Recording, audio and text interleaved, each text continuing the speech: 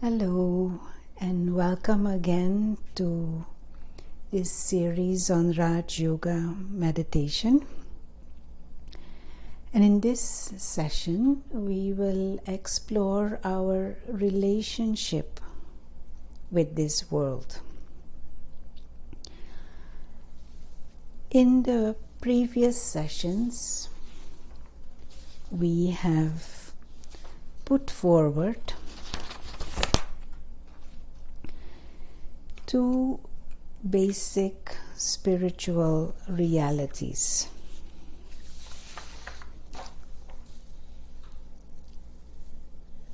That the real self, the inner being, is non-physical.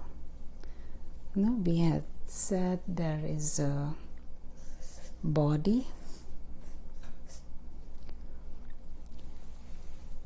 and that there is a being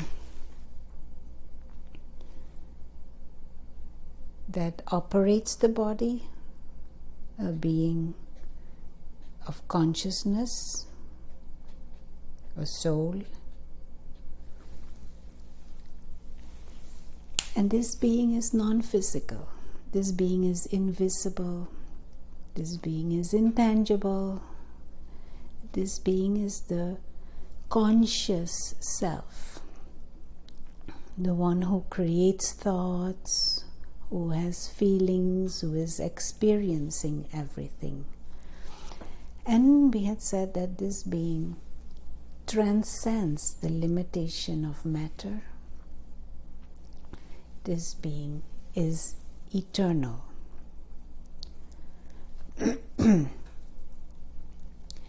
Now, let us take a moment to more deeply reflect on these spiritual realities. Let us reflect on the implication of this. Souls are experiencers. And so there is a physical world,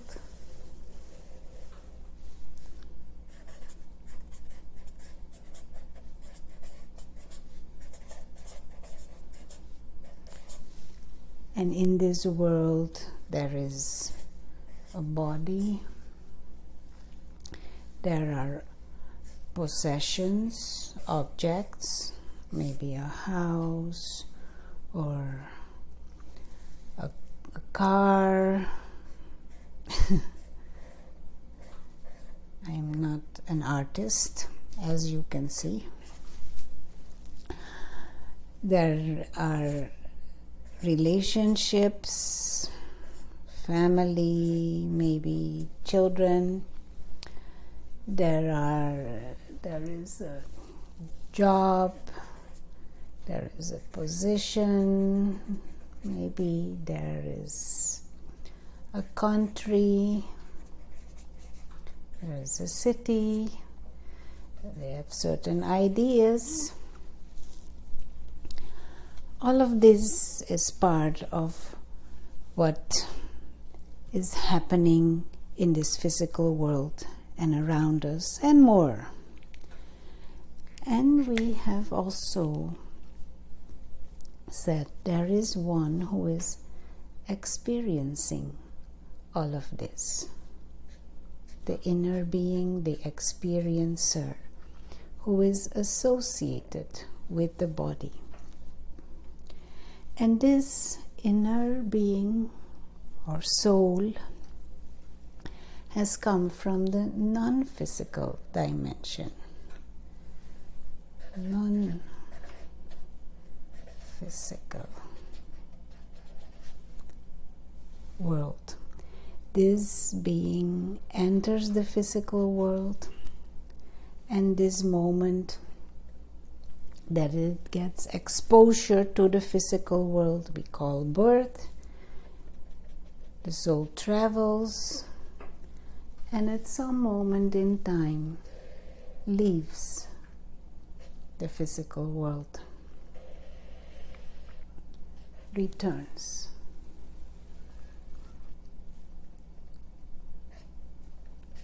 To the non-physical dimension. Now, the soul or the real self or real I is this non-physical, timeless being that transcends the limitations of what happens in the physical world. As experiencers of this physical world,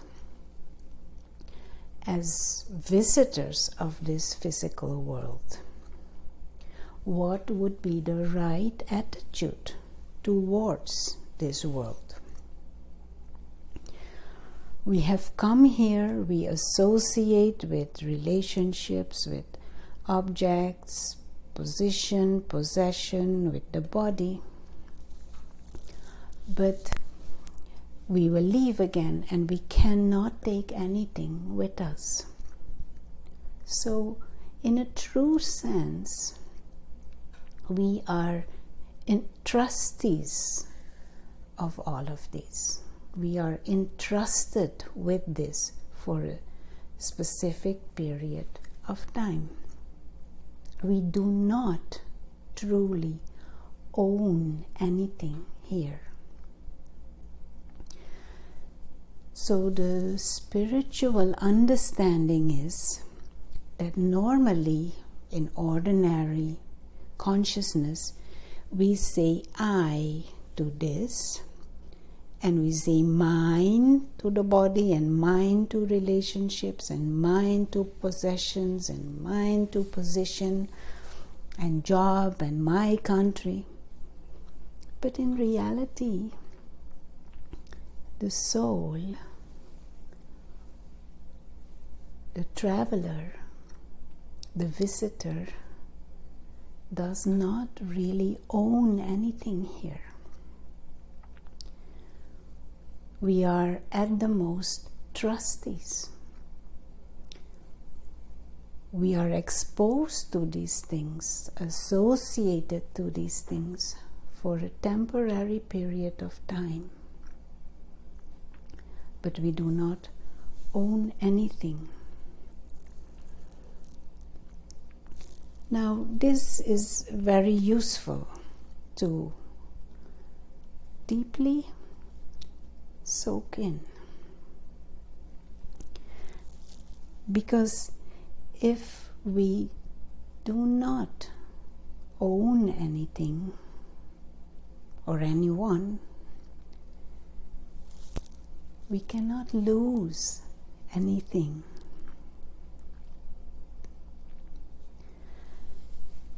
So reflecting on all of this, we can come to these basic understandings that no matter what happens here, the real self, the soul, exists. Whatever happens to the body, whatever happens to possessions, relationships, the soul exists. The real self is separate from the body. And when this body dies, I continue to exist. And everyone else is also a soul. And no one truly dies. Body dies. Body has a beginning and an end. But the soul continues. And also, we do not own anything. And therefore, we cannot lose anything.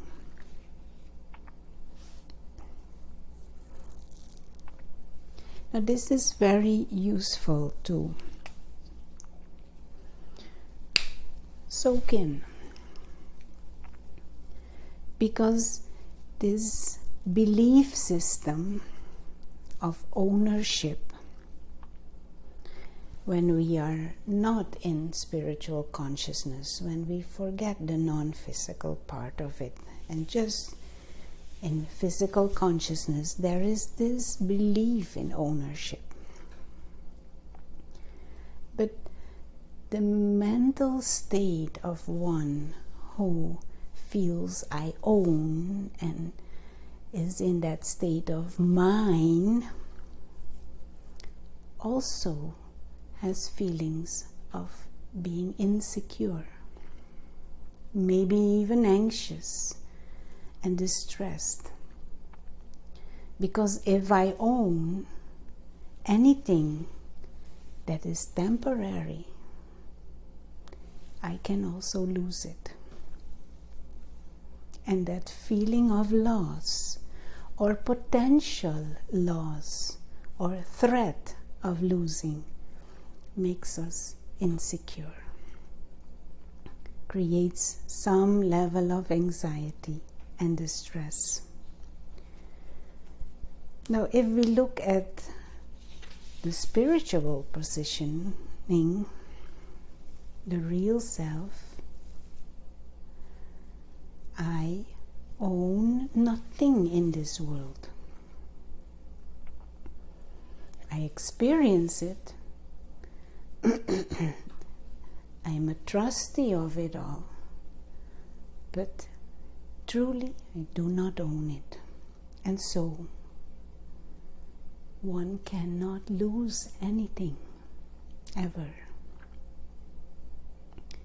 And this generates a feeling of inner peace and a sense of security. So that peace and that sense of security that many of us are looking for, and looking for many times in these things, actually comes when we drop this belief system of owning things that are perishable, that are temporary in nature, realizing the self as an eternal, timeless, spiritual being that comes in this world to experience and express, but doesn't own anything, and so cannot lose anything. That is the basis for a deeper sense of security and peace. Now, more one feels secure, more one is free from unnecessary and petty desires. And this becomes the basis of contentment.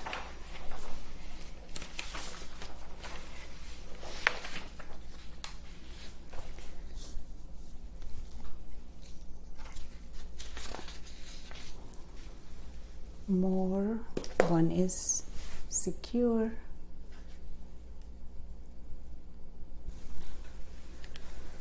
there comes a sense of feeling free from desires and expectations, a deeper sense of freedom. And this absence of desires or less desires creates a sense of contentment, which also creates a feeling of peace.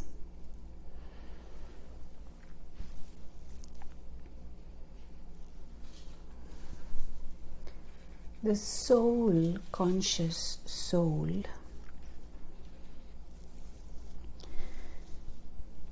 the one who is aware of the self as this spiritual being visiting, emerges within that original experience of eternity, of security, freedom from petty needs and desires, an experience of contentment, peace, compassion, love, a deeper sense of joy. These are the higher and refined emotions that emerge when we feel deeply secure, and a security that is not based on the temporary things in the physical world. But as we go through life, as we are exposed to the physical world, the soul loses this truth about the self. And with that, we lose our original experience.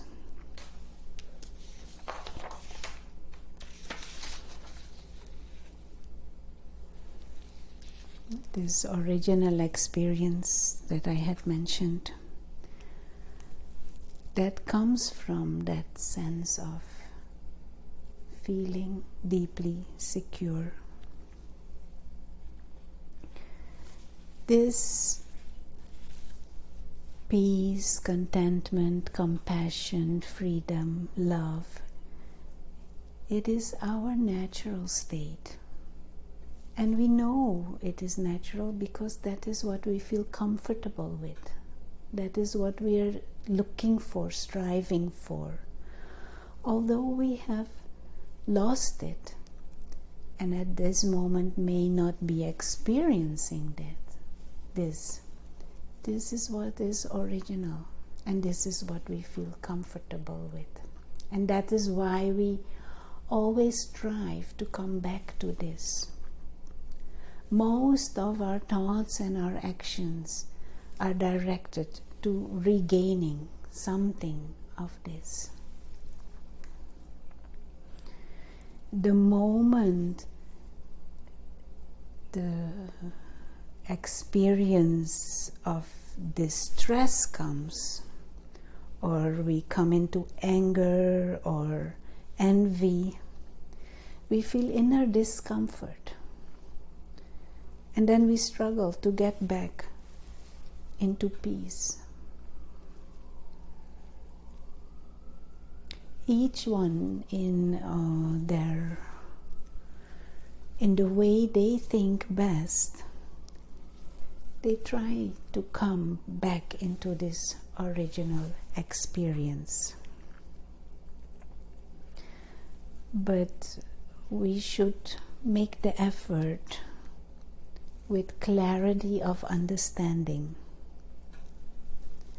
and to regain this original experience is not by accumulating more in the physical world, saying mine, mine towards temporary things. Regaining this original experience is by seeing the bigger picture, the total truth of who we are, understanding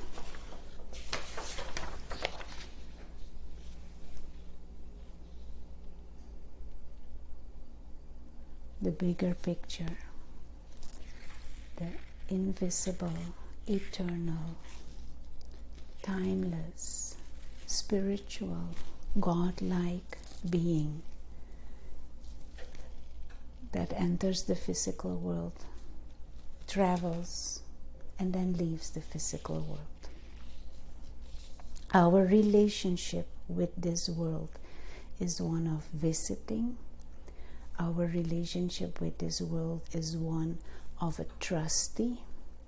Our relationship with this world is of one of observing, of experiencing, but we cannot truly own anything here. And once we see this bigger picture, once we live in this awareness, once we live with this perspective, we can start regaining that sense of deeper security and that original experience of higher and refined emotions, and that no matter what happens here, we can remain in that state of peace.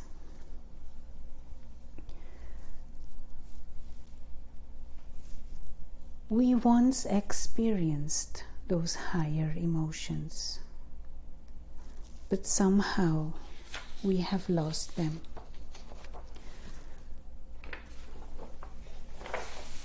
And we try to get back into that experience because somehow we know that it is attainable. Somehow that memory stays within our subconscious. We searched in many ways, in material possessions, through satiation of the senses, but that gave us at the most temporarily peace and contentment.